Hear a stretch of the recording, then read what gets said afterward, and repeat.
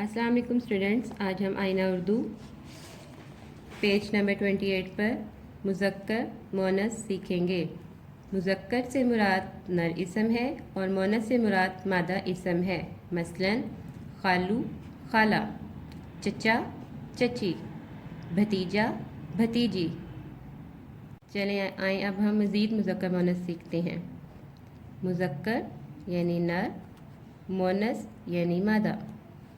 अब्बा अम्मी, बाप माँ, नाना नानी, लड़का लड़की, राजा रानी, बैल गाय, बंदर बंदरिया, मोर मोरनी, बेटा बेटी, उस्ताद उस्तानी, भाई बहन, चचा चची।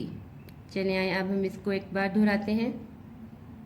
अब्बा अम्मी, बाप माँ, नाना नानी, लड़का लड़की, राजा रानी, बैल गाय, बंदर बंदरिया, मोर मोरनी, बेटा बेटी, उस्ताद उस्तानी, भाई बहन, चचा चची।